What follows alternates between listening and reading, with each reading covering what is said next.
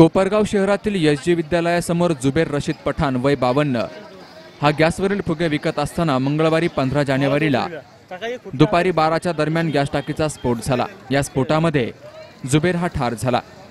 यामध्ये जुबेर हा 7 ते 8 फूट उंच उडाला आणि त्याच्या शरीराचे अक्षरशः तुकडे झाले। तर या स्फोटानंतर परिसरातील नागरिक भयभीत झाले।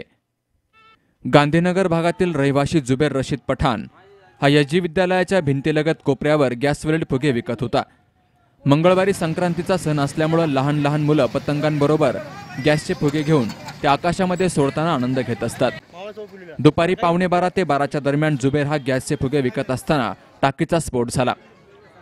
तर हा स्फोट इतका मोठा होता की जुबेर हा 7 ते 8 फूट उंच उडाला। यावेळी त्याच्या शरीरावरील मांसाचे तुकडे इतरत्र पसरले होते। मोठा भाऊ होता, सकाळी ते दुकान लावता त्याच्या समजा दुकानच चालू होतं, ते अपघात झाले डायरेक्ट नाही।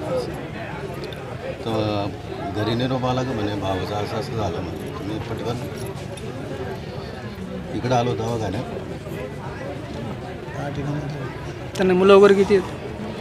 5 मुलं आहे, 4-5 मुलं आहेत। 5 मुलं आहे। वय काय त्यांचं?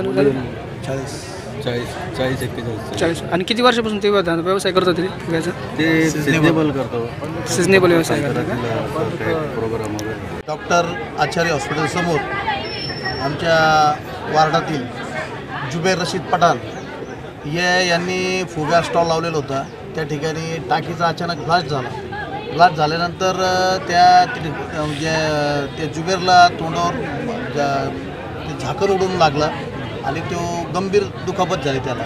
तिथून त्यांना काही कार्यकर्त्यांनी त्याच्या भावाला निरोप दिला आणि त्या भावाला तिथं त्यांनी आल्यानंतर इथं ग्रामीण रुग्णालयाला आणल्यानंतर डॉक्टरनी त्याला डायरेक्ट मृत्यू घोषित केलं। त्यानंतर आता डॉक्टर पंचनामा वगैरे चालू आहे आणि आम्ही पोलिसांना त्याची फिर्याद पण देऊन आलो। नेमका स्फोट कशामुळे झाला या प्रकरणी निश्चित सांगता येत नाहीये। कोपरगाव शहर पोलीस ठाण्यामध्ये यासंबंधी अकस्मात मृत्यूची नोंदही करण्यात आली आहे। शंकर दुपारगुडेसह दीपक जाधव, सी न्यूज मराठी, कोपरगाव।